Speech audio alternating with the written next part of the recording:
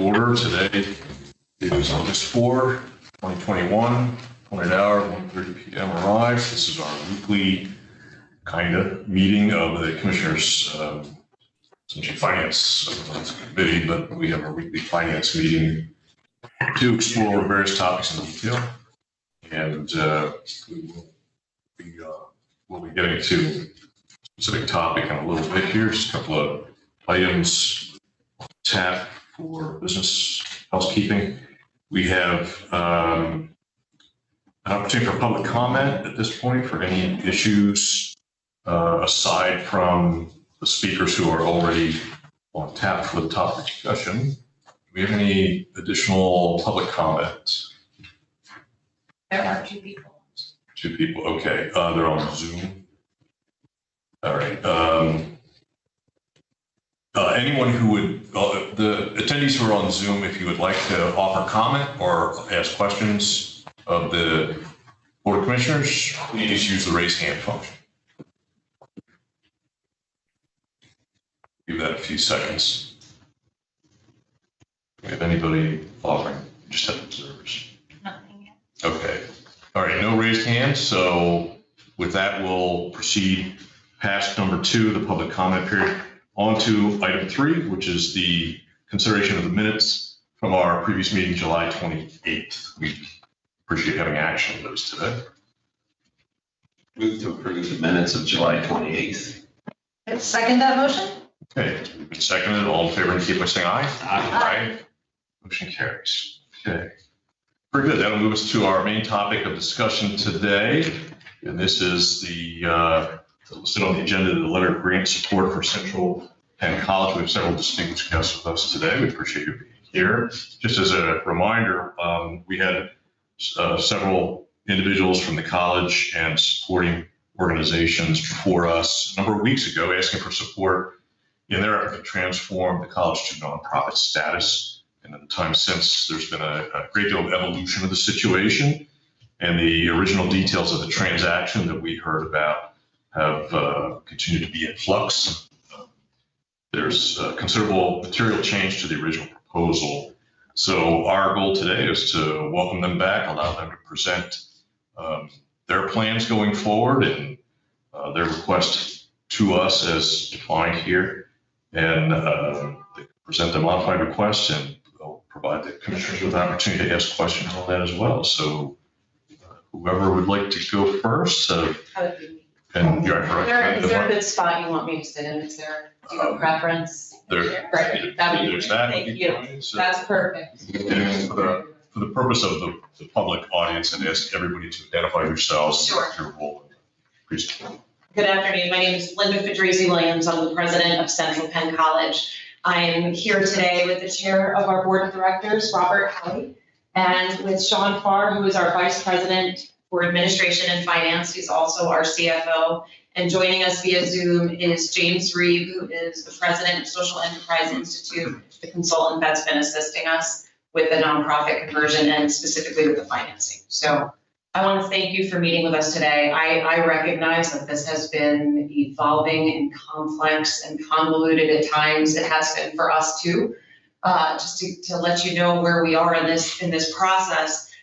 First, I want to thank you for even entertaining, assisting us, and for offering support and hearing out what we're doing and recognizing the value that the college has in our community. You've all been very supportive of that. For that, I'm very appreciative. 5 years ago, we entered into an agreement with our board of directors. Faculty and staff petitioned them to become a nonprofit institution.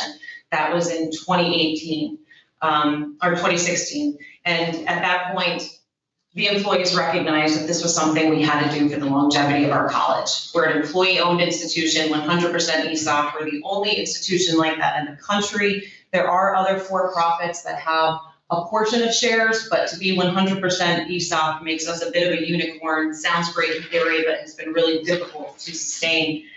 At that time, 2017, our board of directors approved for us to explore being a nonprofit. The issue is that all of the shares have to be purchased in order for there to not be any owner or anyone who's left receiving any kind of money from the college. Any money that the college makes needs to go back into the college to be a nonprofit. Originally, we were pursuing a traditional bank loan. We had met with a few different banking institutions. We were trying to put our land up for collateral to be able to purchase a bank loan, and then we ultimately learned we would only ever get about 70%, and we needed 100% to pay off the ESOP participants. So we started working on a plan B. During that time, 2018, the Middle States Commission on Higher Education approved our request to be a nonprofit institution. And so that was the first major step, because we need that accreditation so our students can receive financial aid. When we knew the bank financing wasn't happening, we decided to go with bonds, and specifically private activity bonds, because that's something that nonprofits can use and utilize. We'd be able to borrow 100%.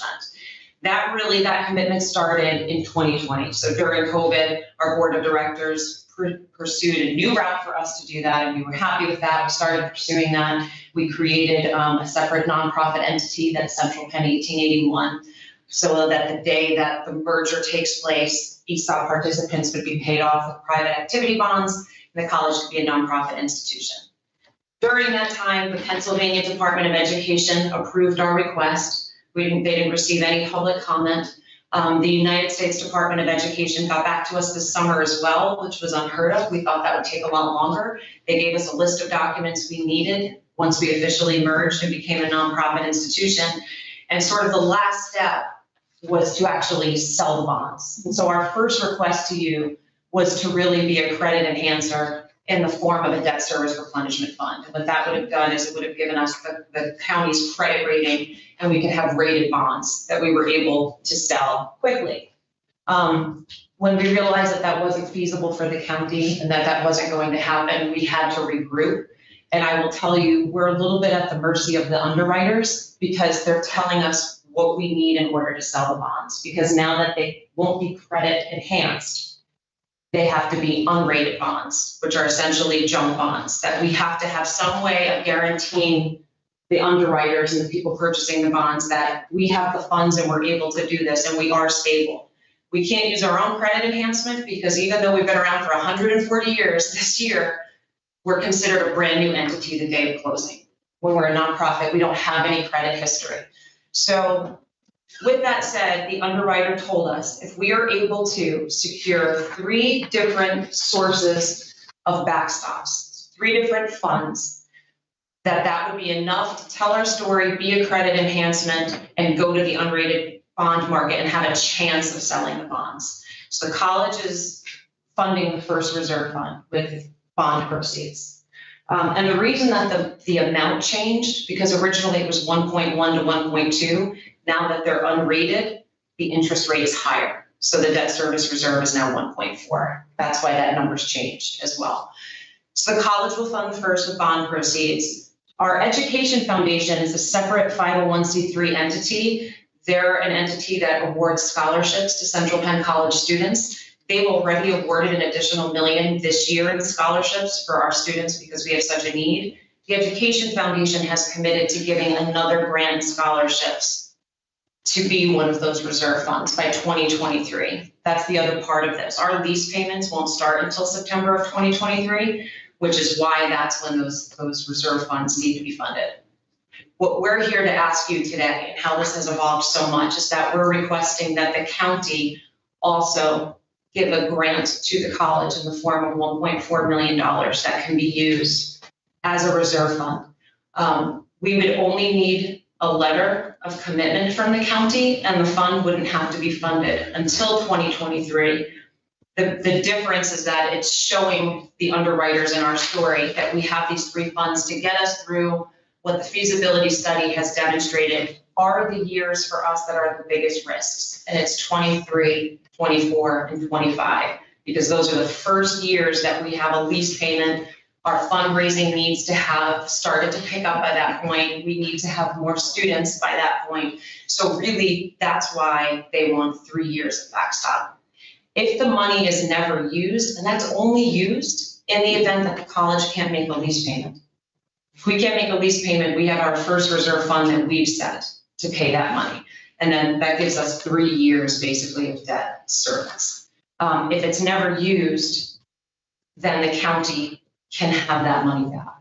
If the county wanted to gift it to the college, we would happily accept that at that point. The reality is that it would be guaranteed for 8 years. We could probably refinance the bonds. That's the reality, but it could potentially sit there for 29 years if that was needed. But no one really believes that that would be the case because we'll be reevaluated once we're a nonprofit entity for the first 8 years. So the timeline, it is crunched. It's been 5 years for us. I understand we've only really engaged with you since the spring, since March. I think we started conversations. The reason we're in such a time crunch is that the Middle States Commission on Higher Ed has only given us until October 1st to have all of our closing documents. And there's, with the United States Department of Ed, you have to close in the first half of a month. So we're really looking at like September 15th is the day that we would at least need to have the commitments from the county, from the foundation, and the debt service replenishment fund. We're the only college in Cumberland supporting the students that we serve with the workforce development that we have. We have 93% of our students working, and they're putting themselves through school. Without this grant, the financing is in jeopardy for the nonprofit conversion. And I can't tell you that it's a guarantee that it will happen because they have to be sold. But the reality is if it doesn't happen, the county would have the right to not fund that. We're going to know in the next 2 months. The commitment letter is what we need. The actual funding doesn't have to occur yet. And this is our last shot. So we're happy to answer any questions. I'm sure you have them. I'm glad we finally have an opportunity to sit in person together and be able to answer some questions. And I have found this 10 minutes of your speech to be more informative than just about anything that is we have tried to obtain, not necessarily from the college, on this matter. So appreciate it. Thank you. I'm glad.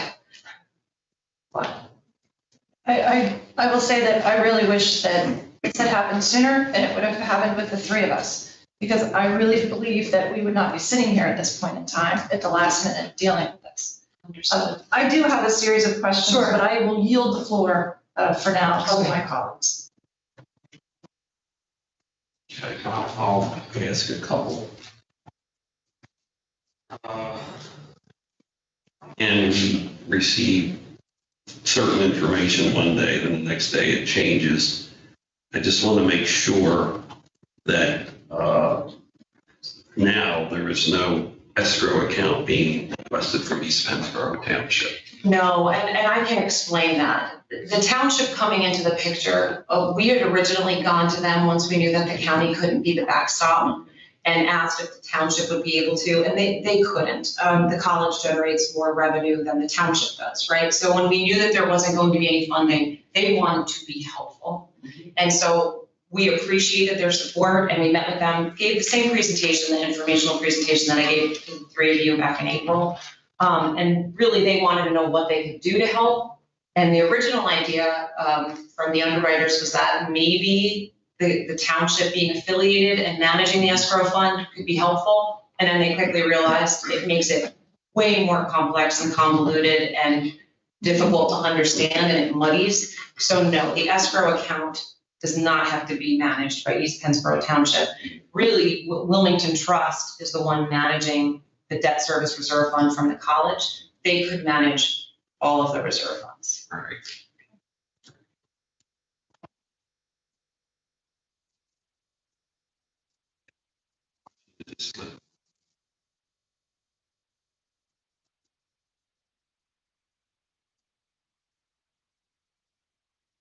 Go ahead, I'm sorry. Okay. I'll come back. Okay. So I really have a plethora of questions. That's So fine. please bear with me because Yeah. I am not asking questions because I want to give you a hard time. That's I'm to okay. ask questions because I am here to represent the taxpayers of Cumberland County. Understood. That's it. That's what I'm here for. Okay. So you mentioned that there would be 3 years of backstop and that there would need to be guaranteed for 8 years. And maybe I got lost there. So it's supposed to be, it needs to be there technically for 29 years. The reality is that we would most likely refinance the bonds within 8 years. And if the college has created its own endowment within 8 years that is substantial enough, then those funds will not be needed anymore. It's to get us through the difficult years. So if you receive a grant, and it doesn't have to be funded until 2023. In 2023, what documents will your underwriter, the bonds issue, what documents will they require from the county? Sean, do you even know how to answer that? No, because the money would go into an escrow account held by Wilmington Trust. All the reporting requirements for bond issue are on the college. Okay. And in fact, I mean, what probably, since we have to report out information, we report it back to the county as well to provide you with information. But there's no reporting obligation created by this. Okay, and no documents, no sudden documents that say, hey, thanks for this promise, and now it's time to fund, and now we're gonna need you to replenish it. No. No, That's not- that was how the deal was being restructured, right? That was paid previously, which is why we're now into unrated territory. And it's, a little more difficult to sell those kind of bonds, but it's to lock in the county one time, the foundation one time. And that's kind of how we've structured the deal. Okay, all right, so I'm gonna move on, thank you. So I wanna be very clear, we are no longer buying out the employee stock ownership plan. No. Okay, second question.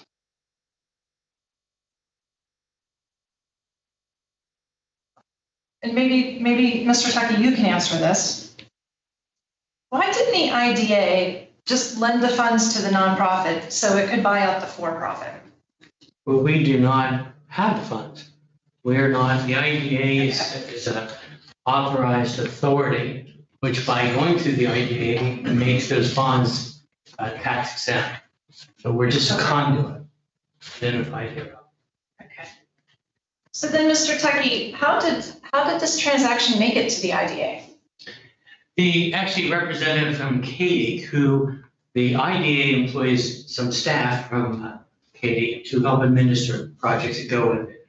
A referral came to us, I think out of Lancaster, because this was happening in Cumberland County. And once we were made aware of it, the authority. Okay.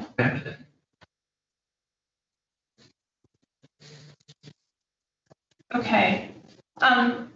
And I see Mr. Reed he's turned off his camera.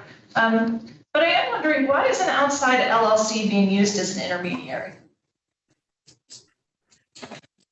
It's I can answer that. It's a fiscal sponsor. Because the entity is not a tax exempt entity as of the date the funding would occur, but would be as a result of the merger, you need a fiscal sponsor. And so Social Impact Properties is a 501c3. It's the borrower. It's acting as a fiscal sponsor and sets up a special purpose entity to accommodate the transaction. Okay. And Mr. Reed, if I've understood this correctly, based upon documents that I'm not sure matter anymore, you will be SEI is the 100% owner of Central Penn Properties LLC. And I have asked this repeatedly and I have never gotten an answer. I'm wondering, why is the fiscal sponsor, your entity can't inject more funds into this transaction to eliminate the need for the county to be involved? Yeah, I think I've answered that like 3 times, but I'll be glad to answer it again. Thanks. That is not our mission. That's not inside our charter. Social Impact Properties is a fiscal sponsor. It enables the use of 501c3 tax exempt bonds to support nonprofits. That's our role. And as Linda mentioned, these bonds typically finance 100% of the project. That's how they're designed. That's what they're intended to do. And so our role is purely to act as a a fiscal sponsor of the transaction. So we provide the administration, we provide the asset management on behalf of the bondholders, and that's what we do as a business. Thank you. And that is the first time I am hearing that. Okay. So thank you. I appreciate that very much.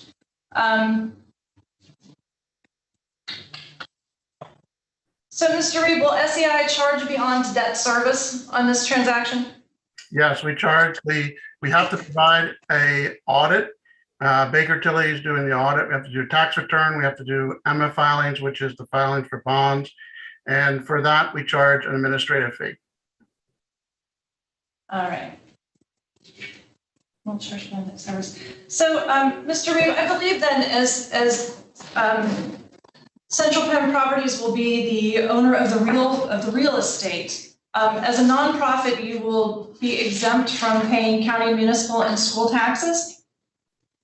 And does the school district know that? Does East Penn know that? I think we also answered that we are willing to and interested in entering into a pilot agreement. Okay. And I think we did answer that as well. Yeah, and the answer that came back was that the college was interested in it, and the college can't do that because the college will no longer be the owner. We are, as a fiscal sponsor, in essence, when the answer came back to college, it meant it corporately. Okay, thank you. Okay, because I'm very interested in pursuing that. I looked up today that, the school taxes alone paid by Central Penn are $125,216.35. That is significant. And so that is something that I think that we have to make a requirement of this transaction. Right. Yeah. Okay, so Mr. Reed, who represents SCI? Who is your counsel? Jay Rollman. Okay, thank you. And then, Dr. Williams, who is Central Penn's counsel? So we have a few. Okay. We have a few because there's moving parts. So Ed Reniger from Stevens and Lee has really been assisting us because he's an ESOP attorney. So he's been assisting with that part of it. Jonathan Tarnow is our regulatory counsel who advises us on what we can do with Middle States, the Pennsylvania Department of Ed, and the United States Department of Education. Sean, what's his firm? Drinkerville. Okay. And then 1881 also has their own legal counsel. That's Drake Nicholas. Thanks. Yeah. Thank you. Barlow Snyder. Barlow Thanks. Snyder. Thank you, Sean. Thank you.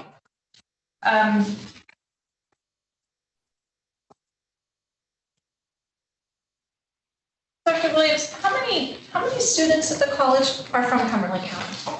19% of our student population. And how many live here after graduation? We have our current alumni, we have about, I want to say it's 16% live in Cumberland County. That's out of our 12,000 living alumni. And 35% of our employees live in Cumberland County. Okay, all right. Okay, and my final question for now, I think. Sure. On this employee stock ownership plan, was it negotiated down at all? Oh, it has been, we've done a number and Bob has been on the board for a while and can probably speak to this, but it was completely owned by a family for a long time. Then half the shares were sold in 1984. And then the rest were purchased in 2012 from the college. Well, a majority were purchased from the college. We have made some amendments to the ESOP so that it's, I don't want to say slow the bleeding, that sounds terrible, but the reality is when former employees are pulling their funds, it's a significant hit on the college. So we have made some amendments to the ESOP plan so that employees have to be a certain age, they have to wait 5 years to receive their funds. And in terms of the purchase price of the ESOP, there were separate independent valuations done from different entities. And an independent transactional trustee was hired because the ESOP is run, it has 3 trustees. It's always the president of the college, the CFO, and the faculty senate president. Clearly, we're conflicted and shouldn't be making decisions on the purchase price. So the board of directors engaged Great Bank Trust, which is a transactional trustee completely unrelated to anyone at the college.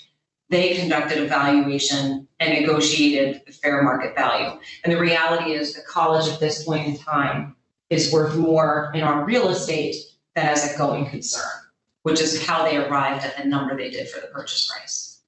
Okay, thank you. Does that answer your Yes. question? If I could just add, there were months of very tough negotiations between, I should say, among council, Great Bank and its council, and they have very strict requirements under the Internal Revenue Code and Department of Labor requirements for an ESOP. They have fiduciary duties, so they have to get no less than the fair market value for the entity. So they have that obligation. On the other hand, we had CP 1881, Mr. Nicholas, and Ed Vinegar for CPI also involved in negotiations, all trying to get at the lowest number that was possible that would survive scrutiny by the Department of Labor.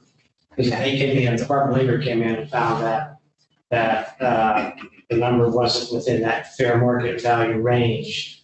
They had the ability to overturn the entire deal. So, and as Lynn said, we had multiple evaluations done, both of the real estate and the value of the entity as a going concern for those kinds of evaluation processes. Well, I thought of one more question. Mr. Reeve, is it still true that SEI is the 100% owner of the new LLC? Will still have first lien position on the property? Well, the bondholders will have first lien on the property. Okay. Yep. Okay.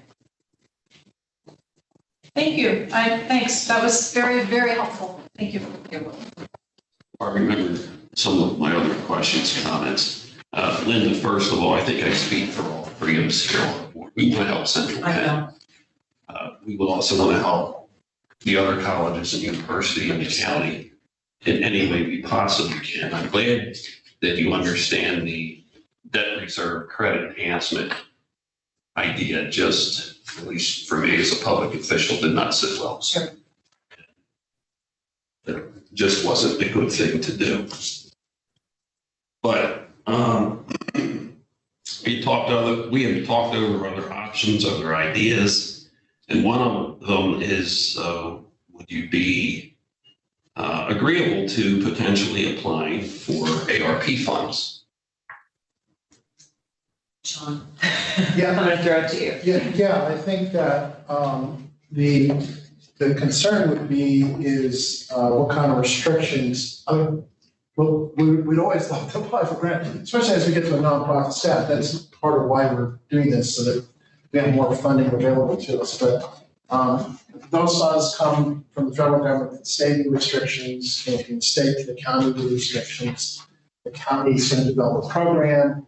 You'll lay in some restrictions. So depending on what those restrictions are, determine whether those are flexible funds for us as far as the escrow account, or is it like workforce development funds, which is what we do, right? So that's great, but that if there's restrictions for that, then we have to kind of spend that money on workforce development. And we'd be glad to do that, by the way, but it just depends on how those funds, what kind of restrictions would be on those funds, and whether we free those funds up to actually use to fund an escrow account, if that makes sense. Yes, I think, and I'll let a couple other people who are a little bit more knowledgeable about this. I think that was one of our thoughts was these funds, which would be for COVID related, could free up other funding for you folks to use for your escrow. Yeah. And Jean, you had a lot of things I wanted to touch on as well, so thank you. But right now, that's all the comment I have, unless Cody or you want to discuss any more about the ARP, but I think they would qualify. Yeah, I think they would qualify. I also think that the rules around the ARP funds, it would be up to you in structuring an application that would include eligible activities that would be costs that the college is already incurring as a result of COVID, and then you could cover those costs potentially with ARP funds, Right. free up other funds that then could go into that account. Right. So, like, if you've got the ability to do that, you know, if the county decided to pursue that, that would provide a mechanism for the county to go to help.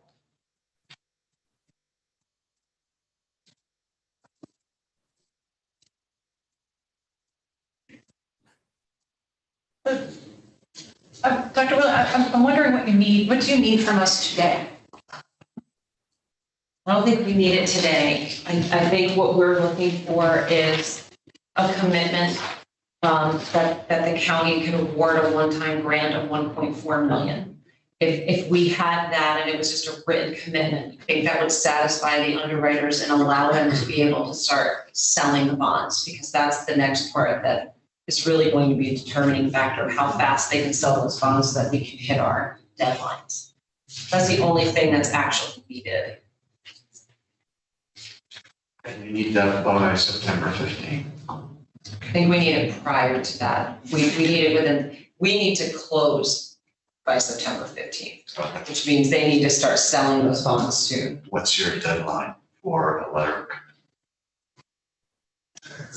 We're trying, we feel the same frustration you do because we're trying to get some of these numbers, some of these dates locked down. Sean, it's tough for us to answer that. Yeah, I think because trying to get a new revised firmed up schedule from the underwriters, Okay. right? Because the processing of bond closing documents is going to be the same. It's the sales cycle now. If we had rated bonds were on the market to go out, the price they sell. In fact, they would pre-sell them. This is Steve Volk, large national underwriting firm.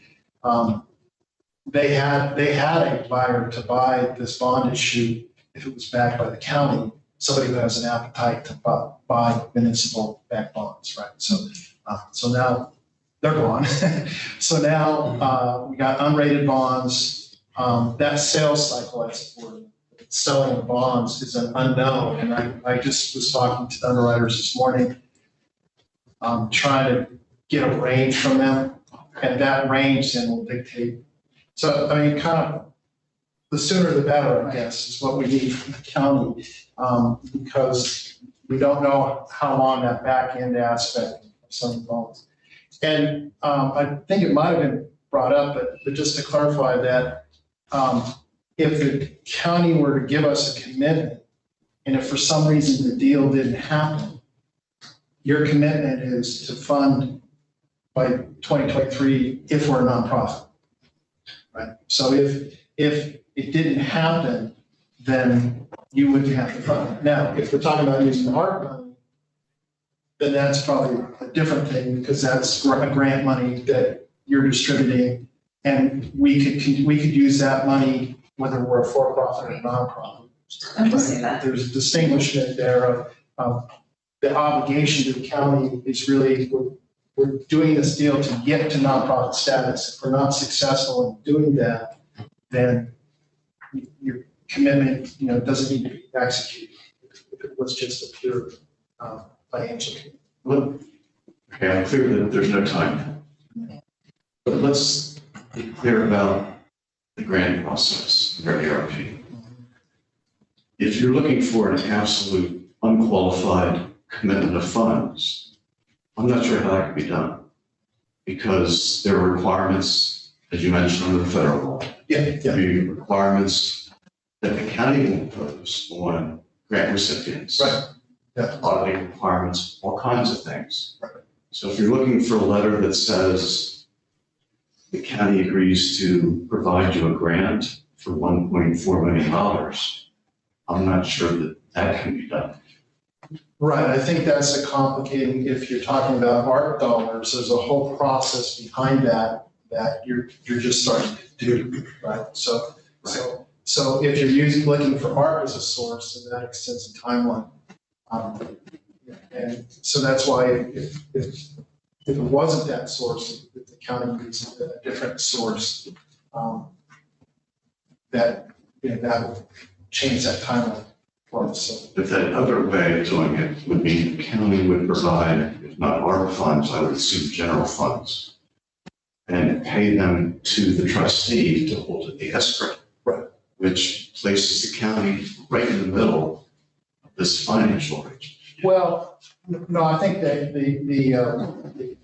that there'd be agreement to fund, and in that document, right, there would be language that would protect the county from the reporting requirement, reporting or future obligations.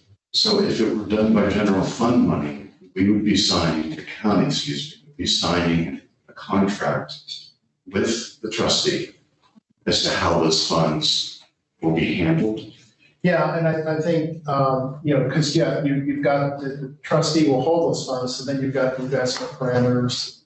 And they're saying it is the county's money that's sitting there, and so you probably in an agreement want to lay in what happens to those monies. I absolutely understand. I just want to make sure that everyone's clear that there's a huge distinction between the county from their general fund giving you money, you the college, the trustee, and going through the process that the county will require many other entities to go through to get their funding. Right, right.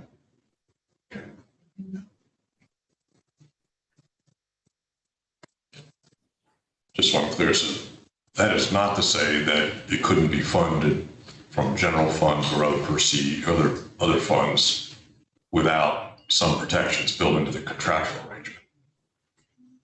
Provided the trustee agrees to those protections. Yeah, basically, there would be an escrow account. So these are the kind of different pots of money we have. So there's a debt service reserve, the trust is going to hold limits trust.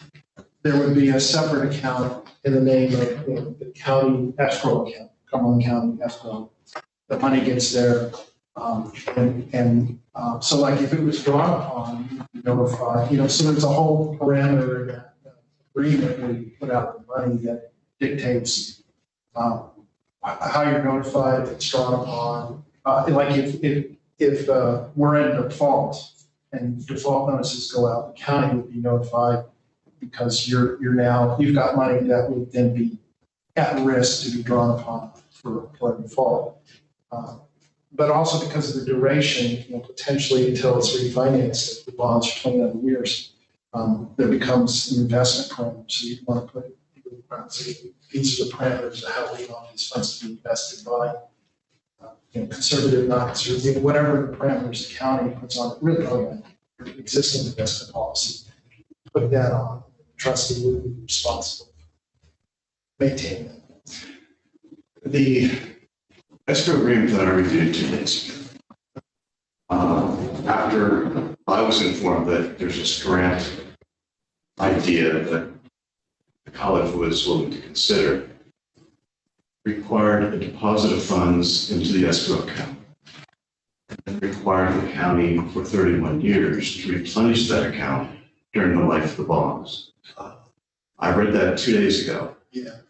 So how will this arrangement from the trustee standpoint be different from that arrangement? Well, yeah, so that is the arrangement. One of the problems that we're suffering from is the complexity of this agreement.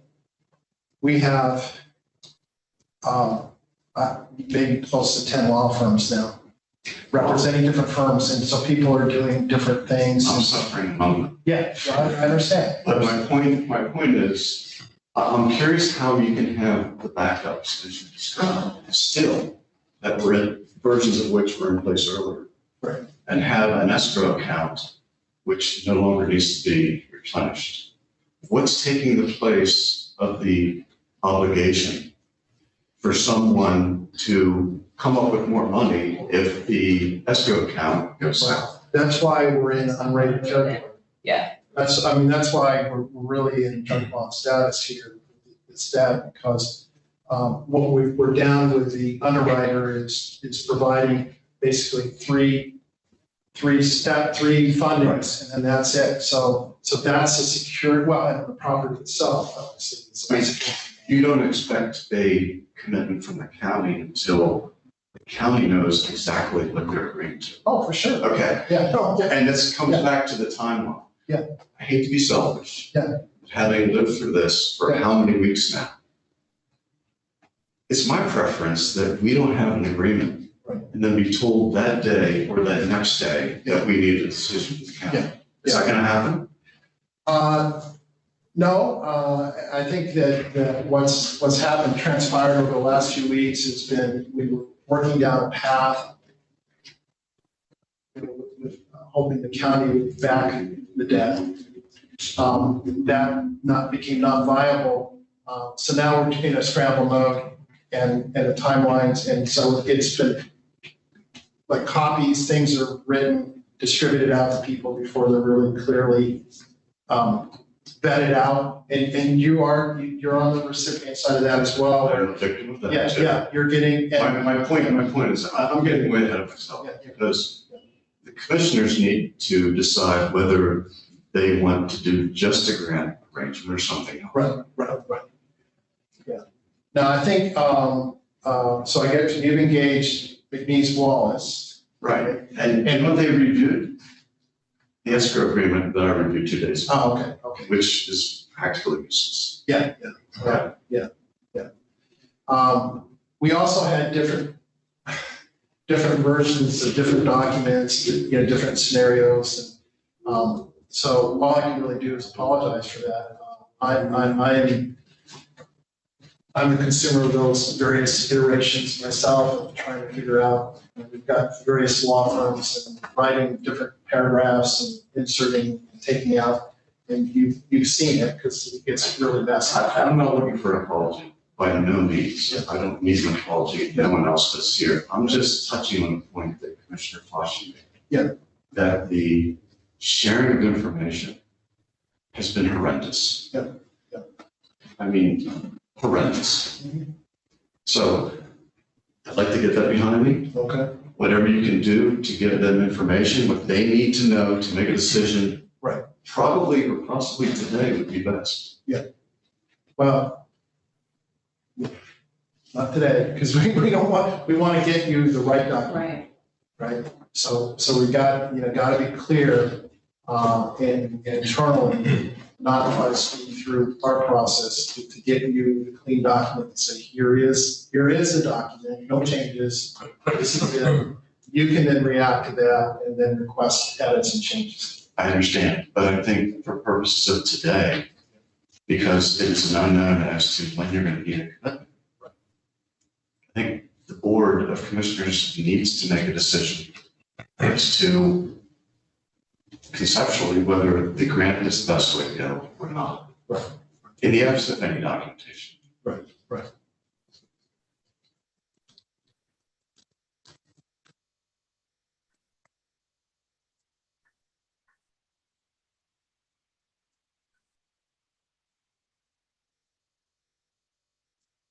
Questions?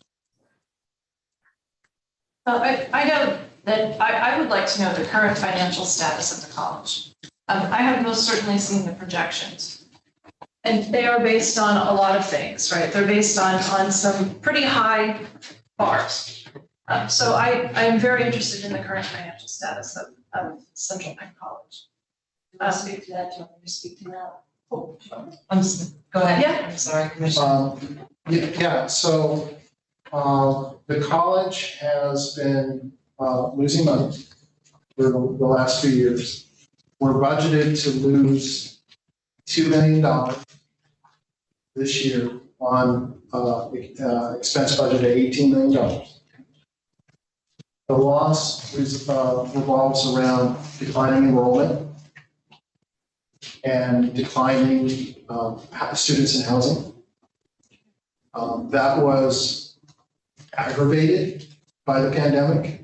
It existed pre-pandemic. We were declining, but it's obviously the pandemic really did not help.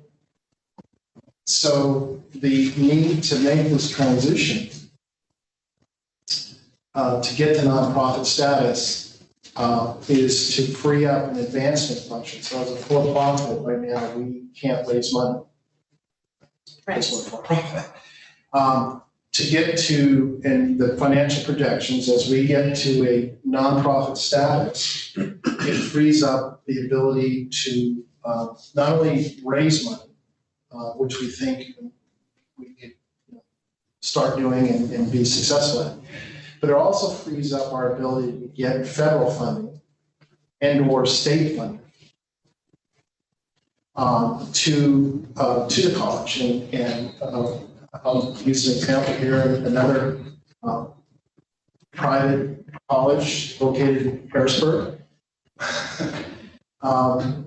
gets state funding that's actually built into the state budget just because of their mission. To support the mission, we have a similar mission. So we have support, bipartisan support from the college. And believe that down the road, we can start getting a stream of funding from the state as well, especially in this time where there's a lot of CARES Act money sitting out there.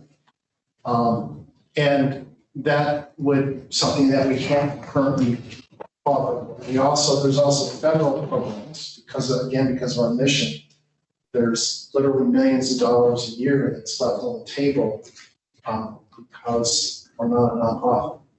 That the federal government funds programs. Because of our mission and the students that we serve, we have students of high need.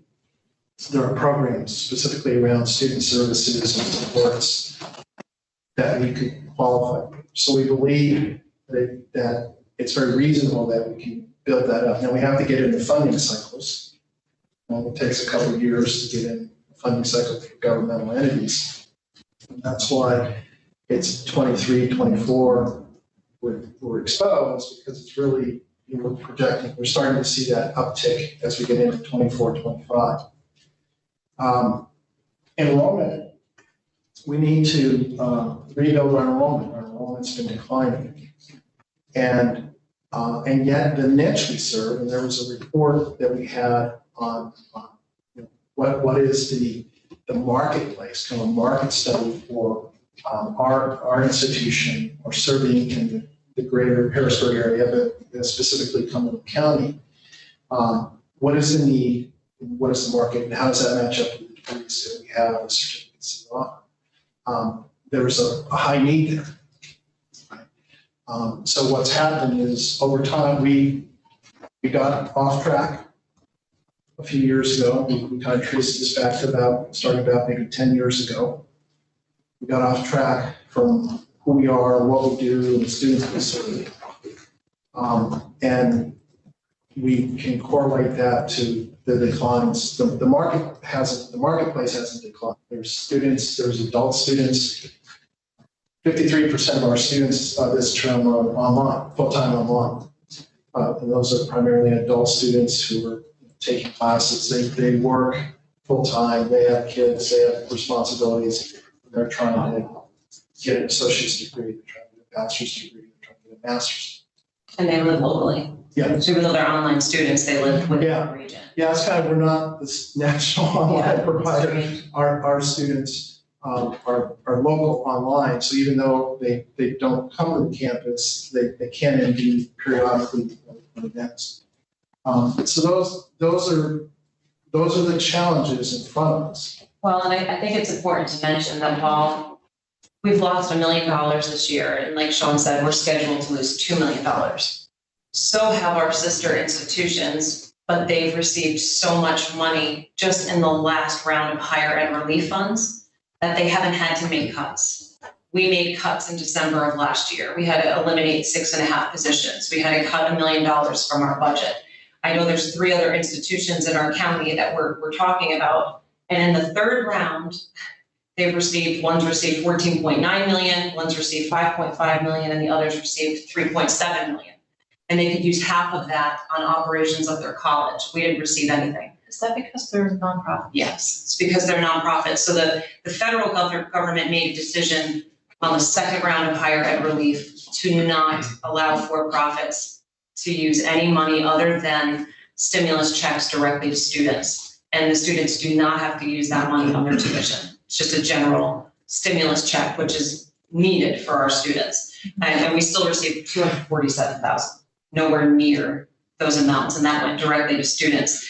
The other thing that we're doing, to answer your question about the finances, we're coming up with creative programming in workforce development for our local businesses and organizations. So the partnerships with Giant and Members First, the PA Auto Association, because we're trying to serve a need that they have and basically be a resource center. The conversations we've been having with the hospitals have been great, but their needs are for these very high-tech programs that cost $500,000, $1 million just to get an OR room up and running so that we can have our surgical tech program. So as creative as we're being as a for-profit, very difficult to grow enrollment in those programs without those resources. And so if I'm hearing you correctly, what you're saying is that if you become a nonprofit and you are successful in doing all of these things that you've projected, you could meet local hospital needs. Oh, big time. But there's a lot of ifs to get you there. There's a lot of ifs, and we're working on it now. I mean, we still applied for a grant with a local hospital recently that it would be for their employees, but it's very difficult as a for-profit to get those kind of commitments. And some of them were prohibited from, like as a for-profit, you can't make any kind of physical improvement to your structures because the college could benefit. And they don't want the employees of the college to benefit, which is understandable as a for-profit, right? Mm-hmm. So that's why we know there's an urgency behind it.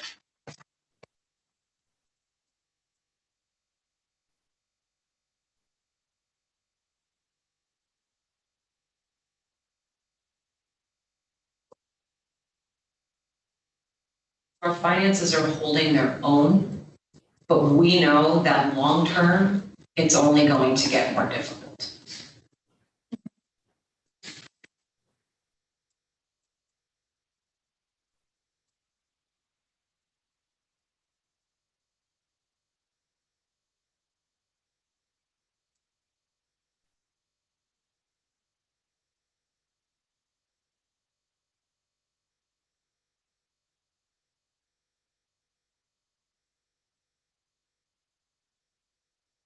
Very quiet, uncomfortably, oddly quiet. I'm gonna be very honest on this one, okay? I am very comfortable with the college and ARP funds, very comfortable with that.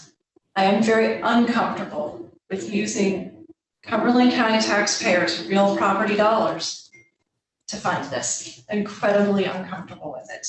I'm not convinced that that's the best thing for the taxpayers of Cumberland County. I appreciate the mission. I think you are one of the most earnest people I have ever met. I know that you are doing an excellent job. This is one of the ickiest places I think I've ever been. And I wish there was a different solution. And I've thought about a different solution and thought about things, but I am incredibly comfortable with ARP funds and applying for them, and you know, the college going through the vetting process. And I think that's a way to get you to what you need. I would also say that would be my preferred option for you folks to apply for here. It sounds like you definitely qualify. I mean, your enrollment losses, I'm sure you can point that towards COVID and other expenses. Really, really good. I'm definitely supportive of that. Thank you. In addition, I just have one or two things. I don't have a lot of questions because I know what influx means. Things are shifting, even as it's more, things are very much shifting. So, for instance, moving from the expectation of AAA bond backing to moving to high yield is pretty significant material change to the financial package. So that's And this is continuing until just a few hours. So we've had a lot of change we've had to face as has been discussed. And that's frankly precisely why this meeting probably could not have occurred earlier today, because we are all at the mercy of events to a large degree. So some of the questions were unanswerable until now. Some are likely to still be unanswerable because the situation continues to evolve. So some, as was pointed out, have already been answered multiple times. But that does lead me to some specifics. The ARP option, as we discussed today, has already received a lot of serious discussion, and you've been interacting with Katie as well. They've obviously had a lot of discussion on how to do this and how to structure it. So that process is well along.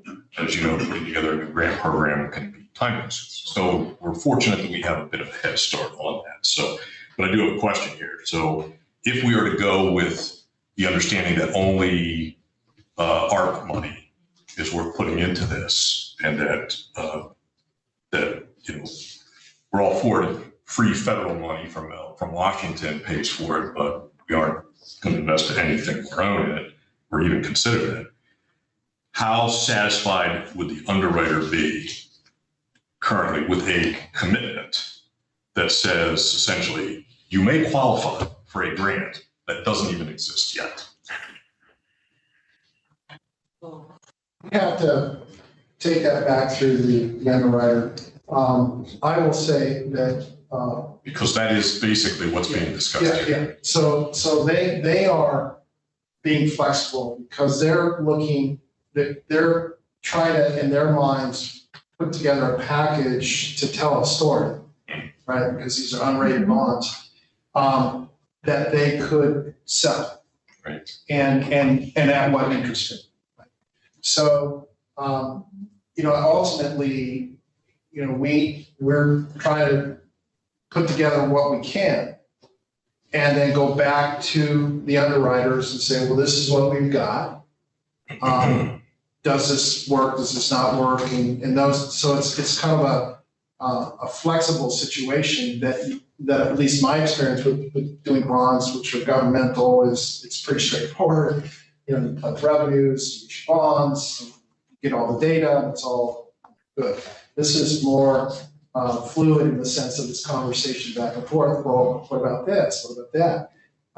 What about the language? I think your solicitor was kind of hitting about the language becomes key because of the unrated in selling these bonds. So they're looking to say, what do they think they can go out and do? So we can take your input, go back to them, and then see where we can go. I think they're going to want to hear that the county will support us in 1.4 million. And I think that even saying the college is applying for this grant, I'm being honest, probably won't be enough if it's the grant will be enough if we know that we're getting it. They're not going to be able to sell a maybe. They're going to need to hear that the college is eligible, meets all the qualifications, the county is in support of the college receiving this grant. Basically committing. But I understand the timeline issue. We're dealing with the same thing. They can't go to the market and try to sell the bonds without having all of those pieces. So it may push on the timeline, which I understand. I know that's not your problem. I know that's not the county's issue. It's ours. I'm just not sure. Our commissioners at Middle States have already given us 3 extensions, and they said October's it, which is why we look like this. we're nervous. That's pretty extraordinary. 3 times, and they said, we've given you 3 extensions. You were approved in 2018. You have to get it done this year. That's why there's so much pressure, and I do apologize because I don't want it to appear that we're trying to change things all the time. We're just trying to be agreeable so that we're accommodating what you're able to do as well. So yeah, it has not been handled well, and I can happen again. Okay. Honestly. So you don't have to be funded. You don't need this money though until 2023. That's right. Right. Okay.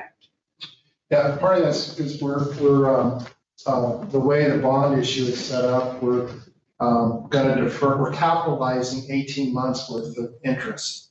So the first 18 months of interest, which is the maximum you can go by IRS code.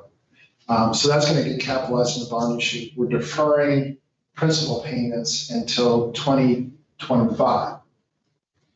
And of course, it still spreads out. We're still having to pay for it, just pay for it over time. And so it's trying to give us some flexibility in this period of time where we're losing money and we need to rebuild our revenue stream. We need to rebuild enrollment, we need to rebuild revenue streams, and we need a couple of years to do that.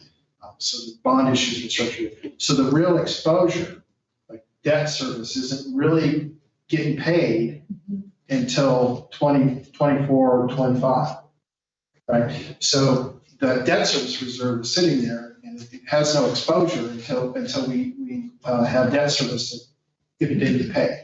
Now, we're still going to be making lease payments because it's transactions, a sale and a lease back. We're making lease payments to Social Impact Property or Central Penn Properties Inc., special benefit corp that was set up. But there's no exposure to a default there because that isn't having to be paid to Wilmington Trust on the lease payment.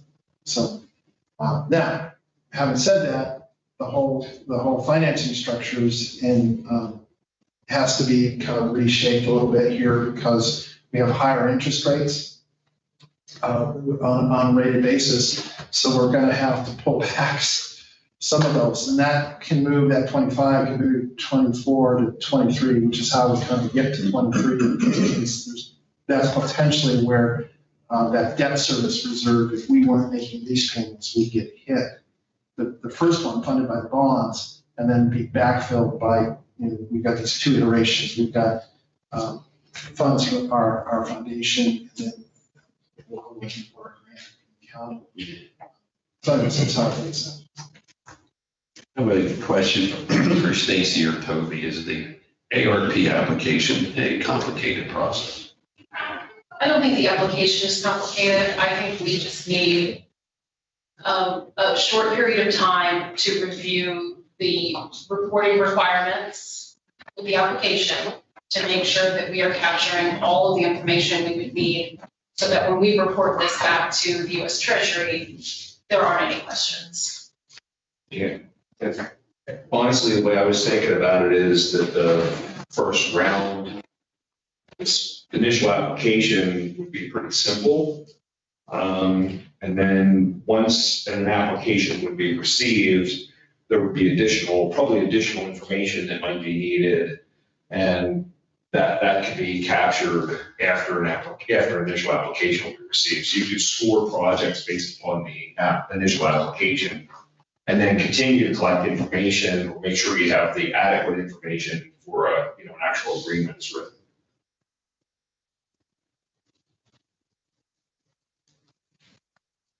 So the other thing that we discussed was, these are federal funds, this is our money. And so we can't just be like, here you go, right? So we would open this up to the other colleges in Cumberland County and say, you have equal opportunity to apply, to be vetted. I mean, we have to make those things equal. That's really important.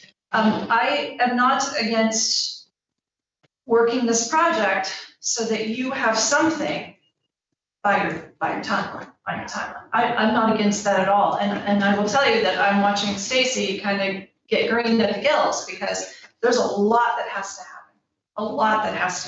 But, and I am committed to helping her to get that done. Got a few things. I understand the appeal of equal eligibility, but there's nothing that restricts us from writing guidelines that can be pretty specific.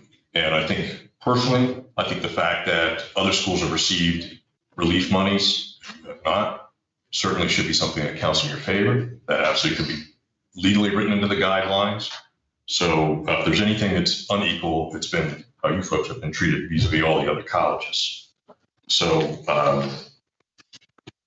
I think that's should be reassuring for you, but the key question is it going to be reassuring for the underwriter? Because that's the question before us. So hopefully the process can move forward at a rapid enough pace that we're able to meet the requirements here. But we do need to keep that in mind, that they're looking for assurances. And we should and are able, if we are committed to it, to providing you, I think, a little better assurance, or them a little better assurance than just some of what we've heard here before. Sean mentioned, or Mr. Farr mentioned several times the word flexibility, and that's clearly you are looking for flexibility. And I think we should also not rule out the substantial need for flexibility. I would just state for the record that the ARP money seems like an obvious place for us to go. For obvious reasons, it has a lot of great advantages, but it is also not the only source available. And county taxpayer property tax dollars are also not the only alternative. And for instance, we are in the midst of settling on a significant real estate transaction involving the county's nursing home, which will put us north of $20 million. That provides us an opportunity to be flexible, and that in my mind, that is a more than legitimate investment of county dollars. It is not county property tax dollars. A few weeks ago, there was a lot of discussion about whether we should dump county property tax dollars into a short-term subsidy for that facility that would have had extremely short-term results. What we're talking about here is something that we hope and expect will have long-term results, significantly different. So I'm simply saying all this to point out that I would hate to see us rule out and limit our own flexibility if there are abilities to use those for other dollars, assuming that the protections that we've discussed in the contract can be part of a fallback position, as it were. If this board decides to go ARP money first, we should not box ourselves in. It's ARP money only. There are other options out there to see us maintain some of that flexibility. I do want to ask one other question, because we had some discussion here in terms of economic impact. And the question was asked about how many people, graduate. So I'm a big advocate for us using economic impact data. And that goes a lot further than simply saying people, go to school with you, because that number's constantly changing. So do you have something along the lines of a comprehensive economic impact data set, and particularly that addresses county specific, not just regional data? The report that Commissioner Foshee is looking at does have some of that info in there, and it's estimated to be about $39 million in economic impact in Cumberland County. Okay, that's county specific. That's county specific. That's just a Cumberland. Are there other breakdowns in terms of how that's arrived at? Yeah, it's really specific of where all of that money Can I comes ask what methodology was used for the impact study? It's in there. Econometric model. Well, there's all kinds of econometric models. I don't know. Months ago. Yeah, that's fine, but It's here. that's fine. But I'm asking the questions now. Well, There's questions being answered now that have asked and answered I think multiple Jim could times. speak to that. Jim, could you speak to the economic study? Sure. So using the in-plan model, and it used the colleges. That's what the answer I was looking for. We're very familiar with that. Our Economic Development Corporation uses that. So that's significant. What I'm getting at here is, coming from a business background, I tend to look very closely at return on investment. So if I can see dollars we're putting in and dollars we're getting out, as long as they're reasonably accurate, to me, that is a good basis for which to make at least the financial part of the decision. Sure. Okay, so we'll take another look at that. And so I'm not sure that that's meeting the needs, but we may be back to you with a few more questions on that. I think a lot of those things would or could potentially be part of the application process. So, and those are things I'm sure, maybe the other schools have as well. You have some things that they don't have too. So, I think that mostly addresses the questions that I have had today's developments. So, all right. You guys wish to offer any additional statements? Based on questioning, a lot of questioning. If you don't mind, Commissioner Porter, if I could just follow up. In terms of a letter that would be satisfactory to the trustee and assuming it's through the ARP funding, grant funding, I think it'd be helpful to know what specifically they would accept, because the way we can look at it is if you make an application with a problem and it's reviewed, something as simple as you've made an application, Penn's made an application for 1.4 million.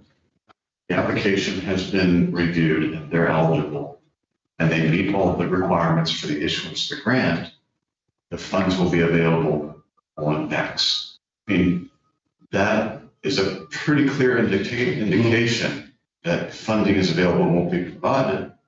Perhaps that will do it. Now, remember that keeps the county out of the escrow agreement, but it offers, as Commissioner DiFilippo indicated, it offers a source of funds that you can supplant and use your own funds to deposit the escrow. Right. And Stacy, the allocation that the county has received from the federal government, we've received one half of it.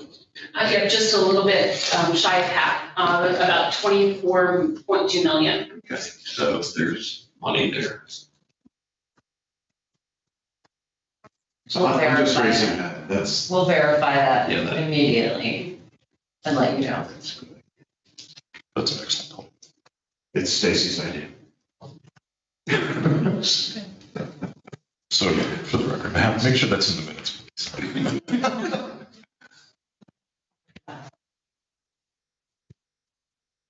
I don't think I have anything additional.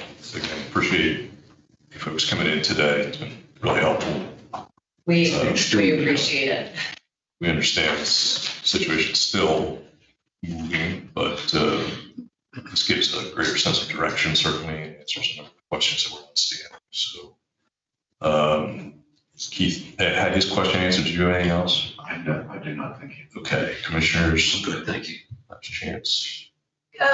Solicitor Brenneman, I am wondering if maybe your contact needs to be Mr. Farr.